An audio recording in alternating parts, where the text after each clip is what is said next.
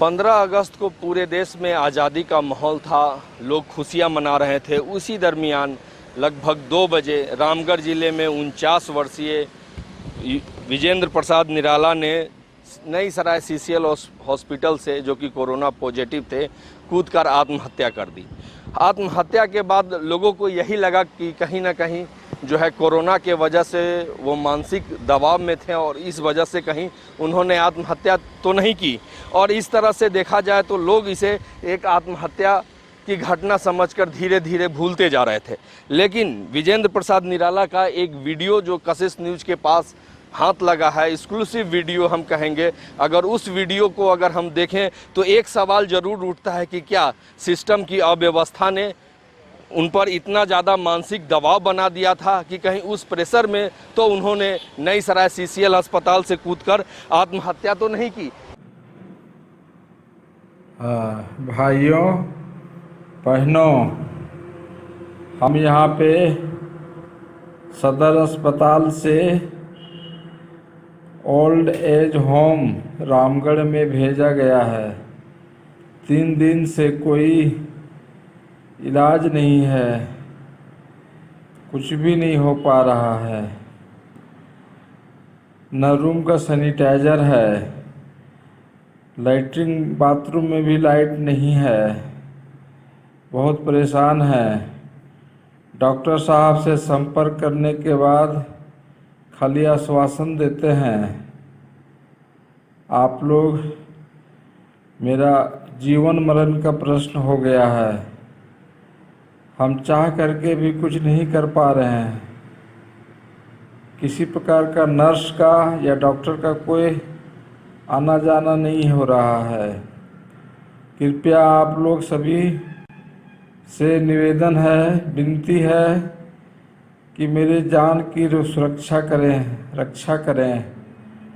Doctor Mrityunjay जी से बात तो होती है, लेकिन कोई तरह का रेस्पॉन्स नहीं हो पा रहा है।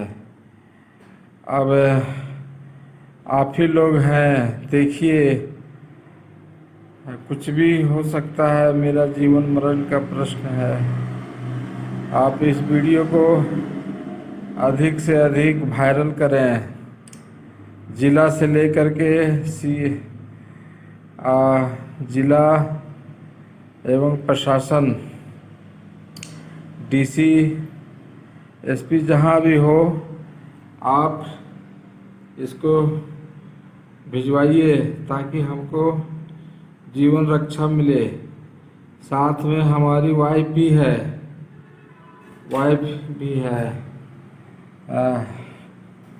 देखिए, हे भगवान रक्षा करें।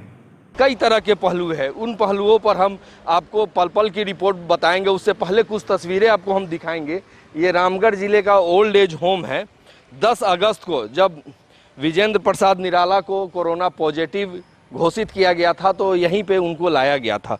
और यहाँ पे लाने के दौरान जो है, यहाँ पे वो 2-3 दिन रहे और उसके बाद जब उनकी स्थिति धीरे धीरे गंभीर होती गई, यानी एक तरह से देखा जाए उनकी तबीयत जब खराब होते गई, तब यहाँ से उनको नई सराय सीसीएल अस्पताल भर्ती कराया गया। और वहाँ पे दंपत्ति, हस्बैंड और वाइफ दोनों जो है कोरोना पॉजिटिव थे।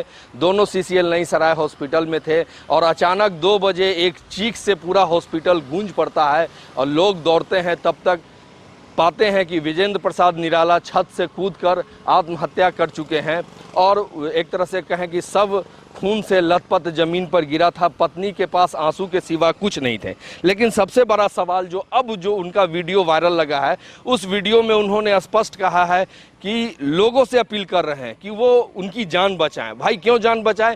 तो उनकी जो दलील है, जो उनका कहना था कि जिस जगह पे उन्हें क्वारंटाइन किया गया है वहाँ पे ना तो सैनिटाइजर की व्यवस्था है, ना तो साबुन की व्यवस्था है, ना तो किसी प्रकार की सुविधा उपलब्ध है। और सबसे बड़ी बात है कि डॉक्टरों की टीम, जो कि ये बार बार दिखाया जा रहा है कि प्रतिदिन डॉक्टर की टीम विजिट करती है, अगर उस वायरल वीडियो की सच्चाई को माने, हालांकि अब जो विजेंद्र प्रसाद निराला नहीं है, लेकिन अगर उनके वीडियो की सच्चाई को माने तो उसमें वो बता रहे हैं कि पिछले 3 दिनों से कोई भी डॉक्टर की टीम उनके यहाँ विजिट नहीं की है और वे परेशान हालत में हैं। उन्हें डॉक्टर की सख्त आवश्यकता है। उन्होंने यह भी बताया है कि फ़ोन से डॉक्टर मृत्युंजय कुमार को संपर्क साधा है लेकिन माकूल जवाब नहीं मिला। तो क्या ये सब प्रेशर ब्रिजेंद्र प्रसाद निराला के दिलो दिमाग पर इतना ज़्यादा बन चुका था कि इस वजह से उन्होंने आत्महत्या की? कई तरह के सवाल है। कशिश आज अपने खास रिपोर्ट में इस जांच की पड़ताल करेगा कि क्या सिस्टम की अव्यवस्था ने ब्रिजेंद्र प्रसाद निराला को मौत के कगार पे तो लाके नहीं खड़ा कर दिया था। आप देख रहे होंगे तस्वीरों में जो है ओल्ड एज होम की ये तस्वीरें हैं। कई कमरे यहाँ पे बनाए गए हैं और इन कमरों में जो है कोरोना पॉजिटिव मरीज को क्वारंटाइन किया जाता है और बाहर में एक ये टेंट बनाया गया है जहाँ पे सुरक्षा के लिए कि यहाँ से कोई भी कोरोना पॉजिटिव अचानक निकल कर कहीं ना चला जाए, या फिर जो अंदर जो सिस्टम बहाल होगी उसके देख रेख के लिए यहाँ पे जो है बजाबते टेंट लगाकर यहाँ पे बेड लगाए गए हैं ताकि ये लोग निगरानी कर सकें। हम कुछ आइए अपने यहाँ पे लोग हैं। यहाँ पे आपके पास सैनिटाइजर मशीन है क्या, या सैनिटाइज जो डब्बा होता है वो है क्या आपके पास? नहीं, मजिस्ट्रेट पूछ लीजिए, मजिस्ट्रेट है सर। यहाँ पे नहीं है? मजिस्ट्रेट पूछिए सर, मजिस्ट्रेट। नहीं, आप यहाँ पे ड्यूटी देते हैं ना? हाँ। कितने घंटे की ड्यूटी देते हैं? 8 घंटा। 8 घंटे की। क्या नाम हुआ आपका? बिगन राव। तो यहाँ ये पर्सनल आपका सैनिटाइजर है? हाँ, पर्सनल। मतलब व्यवस्थाओं का दौर, चूंकि अंदर में हम ओल्ड एज होम में नहीं जा पा रहे हैं इसीलिए उस जगह की तस्वीरों को हम नहीं दिखा पाएंगे, लेकिन बाहर जो सुरक्षा प्रहरी जो गार्ड रह रहे हैं उनके लिए सरकारी तौर से किसी भी प्रकार के सैनिटाइजर की व्यवस्था यहाँ पे दिख नहीं रही। हाँ, इतना जरूर है कि जो यहाँ पे गार्ड रहते हैं उनको अपनी सुरक्षा का, अपनी जान का खुद भय है, ठीक है, या कहें कि वो कोरोना के प्रति सजग हैं, तो एक छोटी सी डिबिया जो है वो अपने जेब में लेके चलते हैं। लेकिन सबसे बड़ा सवाल है कि स्टार्टिंग दौर से ही सिस्टम कितना मजबूत है कोरोना काल में? क्या सरकार के द्वारा जो लाख रुपए खर्च किए जा रहे हैं इन मरीजों पर, इनकी व्यवस्थाओं पर, वो जो है शुरुआती दौर से ही नगण्य होती जा रही है? कई तस्वीरों के माध्यम से हम जानेंगे कि आखिर कोरोना काल में जब लाखों रुपया व्यवस्था किए जा रहे हैं तो क्या व्यवस्था है।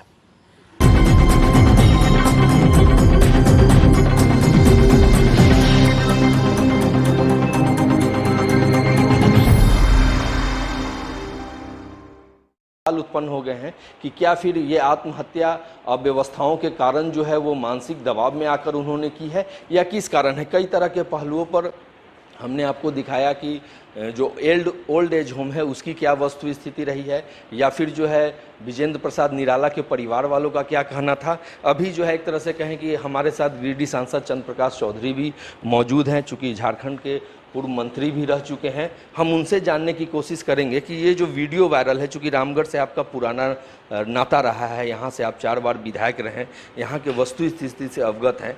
एक वीडियो वायरल हुआ है जिसमें मरने से पहले, आत्महत्या करने से पहले निराला ने लोगों से गुहार लगाई थी कि वीडियो को शेयर करें, चूँकि सुविधा नहीं मिल रहा है। तो क्या लगता है कि कहीं ना कहीं कोविड सेंटर अव्यवस्थाओं के माहौल में मरीज जो है इस तरह की हरकत करने पर मजबूर है? देखिए, कोरोना महामारी जो आज पूरे विश्व इसके चपेट में है और इसको लेकर सभी जगहों पर, सभी राज्य में जो व्यवस्था की गई है और ख़ास करके रामगढ़ में जो व्यवस्था दिखा गया, जो जिन्होंने निराला जी ने जो छत से आत्महत्या की, उससे पहले उन्होंने अपना वीडियो वायरल किया कि जो कोविड सेंटर बना है उसमें जो व्यवस्था को लेकर जो उन्होंने वीडियो वायरल किया, उसके बाद तंग आकर यह हत्या किया। इससे साफ यह जाहिर होता है कि जिला प्रशासन के द्वारा लोगों को जो कोविड सेंटर बनाया गया कोई व्यवस्था नहीं, बल्कि वहाँ पर भेड़ बकरी की तरह, जानवरों की तरह लगा। उससे अच्छा तो लोग अपने घर में क्वारंटाइन करके रहते तो वो ज़्यादा बेहतर रहता, क्योंकि लोग घर में और ज़्यादा सुरक्षित रहते हैं। ना वहाँ परिवार के किसी को मिलने देता है, ना किसी को खाना पहुँचाने देता, ना वो खाना देते हैं। मजबूरन इस तरह का जितना भी कई फ़ोन आया, कई शिकायत भी आया, लेकिन मैंने प्रशासन को कई बार कहा भी, लेकिन इस पर कोई व्यवस्था नहीं हुआ। खाली कोरोना के नाम पर जो सरकारी पैसा आ रहा है, आप समझ सकते हैं जब व्यवस्था ही नहीं तो पैसा का दुरुपयोग हो रहा है। क्योंकि सरकार में आप शामिल रहे हैं, व्यवस्थाओं को आप भली भांति जानते हैं, क्या लगता है कि जो लाखों रुपए कोरोना मरीज के लिए प्रतिदिन जो जिला प्रशासन को मिल रहे हैं उसका दुरुपयोग हो रहा है, उसका कहीं ना कहीं सही तरीके से यूटिलाइजेशन नहीं हो पा रहा है क्या? देखिए, जब इस तरह की घटना जब हो रहा है, क्वारंटाइन सेंटर में लोग छत से कूद के मर रहे हैं, लोग को खाना समय से नहीं मिल रहा है, दवा समय से नहीं मिल रहा है, जो व्यवस्था मिलना चाहिए जो सरकार के द्वारा खर्च किया जा रहा है वो नहीं मिल रहा है, जिसके चलते ये उसी से आप समझ सकते हैं कि वहाँ की व्यवस्था क्या है। कोरोना काल में अगर बगल के राज्य अपने बिहार को देखें तो वहाँ पे होम क्वारंटाइन जैसी सुविधा भी उपलब्ध है। होम क्वारंटाइन में जो लोगों का कहना है कि कहीं ना कहीं परिवार के लोगों का सहयोग मिलता है, जीने का उल्लास जो है बना हुआ रहता है, लेकिन यहाँ पे जो है अचानक कोविड सेंटर में बंद कर दिया जा रहा है, लोगों से एक तरह से कहीं कनेक्टिविटी कम कर दिया जा रहा है, तो शायद जीवन के प्रति निराशा इन तरह के हादसों को ज़्यादा दावत दे रही है क्या? देखिए, कोरोना महामारी को लेकर काफ़ी चिंतित है और बहुत सारे लोग का कोरोना हुआ और ख़त्म भी हो गया, किन्हीं को पता भी नहीं चला, लेकिन किन्हीं किन्हीं को जो यह असर ऐसा किया कि बहुत से लोगों को मौत का मुंह में भी जाना पड़ा। इसलिए लोगों को सजग भी रहना चाहिए, जागरूक भी रहना चाहिए और सरकार के दिए निर्देशों का पालन करना चाहिए। लेकिन सरकार के द्वारा जो सुविधा या जांच जो प्रक्रिया है, आप समझ सकते हैं कि यदि आज अपने जांच का अपना सैंपल दिया तो रिपोर्ट 3 दिन बाद, 4 दिन बाद, हफ्तों बाद आता है, तो इससे तो यदि पॉजिटिव है तो वो एक हफ्ता में और कितने लोगों को दे सकता है। इसलिए उसका रिजल्ट तुरंत देना चाहिए और तुरंत उनको सरकार की सुविधा देना चाहिए, होम क्वारंटाइन करना चाहिए, क्योंकि घर में भी वह सुरक्षित रहेंगे, परिवार लोगों के बीच में रहेंगे तो सभी परिवार के लोगों का सहयोग मिला। कोविड सेंटर में जो व्यवस्था है, कुव्यवस्था है, वह सही ढंग से नहीं है, इसलिए सरकार उस पर ध्यान दे। आप राज्य में मंत्री भी रह चुके हैं, तो एक तरह से कहें राज्य को अपने स्तर से देखा है, सिर्फ रामगढ़ जिले को ही नहीं। आपको क्या लगता है कि कोरोना में जो है हेमंत सोरेन सरकार कितना ज़्यादा सफल रही है, या इस मुद्दे पर काबू करने के लिए कितना ज़्यादा संजीदगी उन्होंने अब तक व्यक्त की है, उससे कितना ज़्यादा संतुष्ट आप लोग दिख पा रहे हैं? देखिए, कोरोना महामारी को लेकर हर एक चीज़ में प्रभाव पड़ा है, चाहे व्यवसाय में हो, चाहे लोगों को काम करने में हो, जो काम बंद हुआ, मतलब इतना ज़्यादा असर हमको नहीं लगता है कि आज तक कभी देखा गया है कि पूरा अर्थव्यवस्था पर जो असर पड़ा है, खाने पीने से लेकर सारी चीज़ों में पड़ा। लेकिन सरकार के द्वारा जो निर्णय लिया गया जिससे जो लोग प्रभावित हो रहे हैं, आज ठीक है, आप कोरोना को लेकर आपने कोई स्टेप लिया, आपने गाड़ी या बस बंद किया और जो बस मालिक है उसके लिए कोई सूचना मतलब सुविधा नहीं मिला। आज आप समझ सकते हैं कि 6 महीना से गाड़ी नहीं चल रही है और उनको टैक्स देना पड़ रहा है।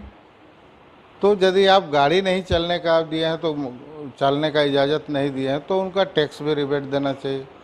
अभी आपने स्कूल को लेकर काफ़ी हंगामा हुआ, काफ़ी आजसू पार्टी भी आंदोलन किया, आवाज़ उठाया, कई बार हमने बयान भी दिया, शिक्षा मंत्री, मुख्यमंत्री को हमने चिट्ठी भी लिखा कि भाई लॉकडाउन के समय में जब स्कूल ही नहीं खुल रहा है तो स्कूल का फीस जो प्रबंधन दबाव डाल रहा है, अभी भी दबाव डाल रहा है, लोग इतना तक कि बस चला ही नहीं उसका भी भाड़ा मांग रहा है, और यदि हॉस्टल में रह रहा है तो हॉस्टल में है तो उसका भी खाने का पैसा मांग रहा है, जबकि वो घर में रहा।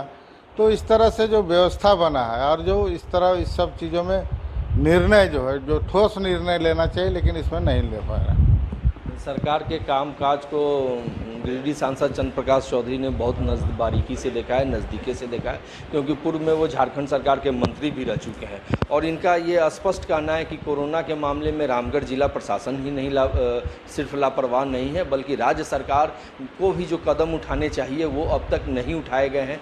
टैक्स सहित बस के टैक्स सहित तमाम कई ऐसे मुद्दे हैं जो कोरोना काल में डैमेज अर्थव्यवस्था में कहीं ना कहीं व्यवसायियों को भी रिबेट मिलना चाहिए था, जो कि नहीं मिल पा रहा है। लेकिन वर्तमान में अभी हम बात कर रहे थे नई सराय हॉस्पिटल से कूदकर की गई आत्महत्या के विषय में, तो इसकी जांच के लिए कोरोना में अभी भी वर्तमान में रामगढ़ जिले में किस तरह की व्यवस्था है, क्या कोरोना सेंटर जो है व्यवस्था से परिपूर्ण है, इन सब की जांच पड़ताल हम कर रहे हैं। रहे हैं, चूँकि उन सेंटरों पर जाना अलाउ नहीं है। ऐसी स्थिति में उन सेंटर से जो निकले कुछ व्यक्ति हैं उनसे भी हम बात करेंगे और जायज़ा लेंगे कि आखिर इन सेंटरों में किस तरह की गई है व्यवस्था।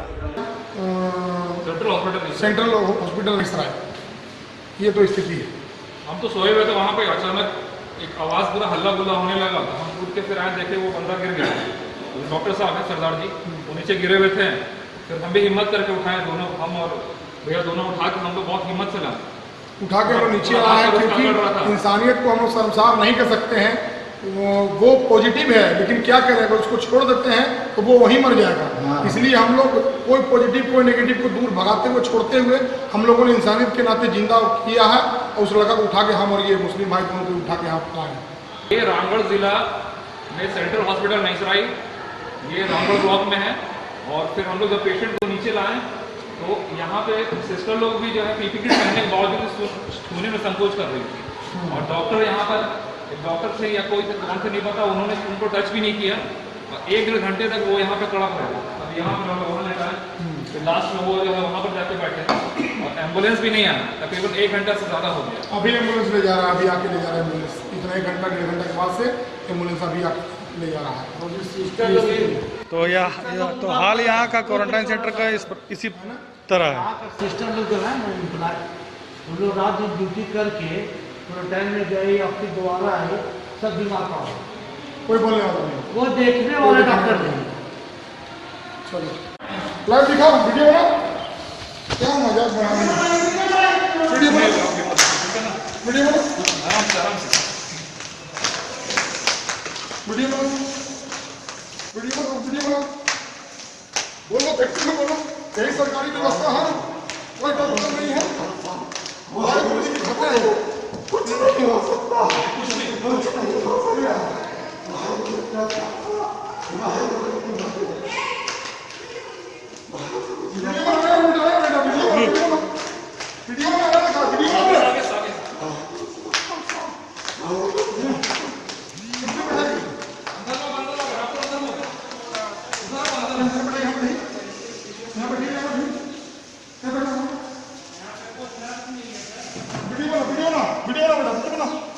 कोई भी डॉक्टर नहीं है, ये लापरवाही है, ना कोई डॉक्टर है ना कोई सिस्टर है। ये बेचारा का सांस फूल रहा है, कोई देखने वाला नहीं है, ये स्थिति है। अभी ये 4 बज रहा है, लेकिन कोई पूछने वाला नहीं है, कोई देखने वाला नहीं है। आप लोग इसको शेयर करें, दूर दूर तक फैला है। कोई डॉक्टर देखने वाला नहीं है, कोई सिस्टर देखने वाला नहीं है। वीडियो बना, वीडियो बना। सांस लो लंबा लंबा, नाक से सांस लो, नाक से।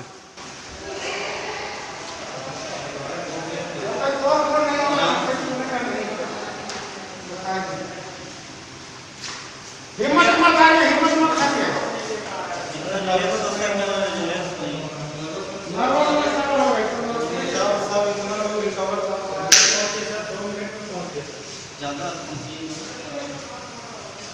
कुछ में रहा, हिम्मत में आइए, कुछ नहीं होगा, कुछ नहीं होना। इसको ऑक्सीजन ले देते हुए जाना पड़ेगा। हाँ, ऑक्सीजन लेते हुए। उसको ऑक्सीजन लेकर डाल दीजिए ऑक्सीजन पकड़िए, पकड़ो, डरो मत, कुछ नहीं, पकड़ो, कुछ नहीं, पकड़ो, डरो मत, कुछ नहीं, चलो, कोई बीमारी नहीं, पकड़ो, चलो, पहले बैठो, चलो, चलो बैठो, इसको पीछे डालिए ना, पीछे, आगे बढ़ो, तुम आगे बढ़ो, चलो, हाँ, चलो, कोई बात नहीं, बस फर्स्ट क्लास, कुछ नहीं होगा, हिम्मत करो, कुछ नहीं होगा, हिम्मत करो, कुछ नहीं होगा। चलो आप साथ बैठो, चलो बैठो, तुम जाओ, निकालिए, अब आगे बैठो। यही व्यवस्था है, लोग मजबूरी में आके प्राइवेट गाड़ी में अपने बच्चों को अपने साथ ले जा रहे हैं। यही सरकारी व्यवस्था है, यही सरकारी तंत्र है। देखिए इंसानियत को संसार करने वाला 1 घंटा से ज्यादा हो गया इस पेशेंट को, लेकिन आज इसको अब मजबूरी में उसका पेरेंट्स आके अपना गाड़ी में ले जा रहा है। देखिए कोई एम्बुलेंस नहीं, कोई व्यवस्था नहीं है, देख लीजिए। थोड़ी बात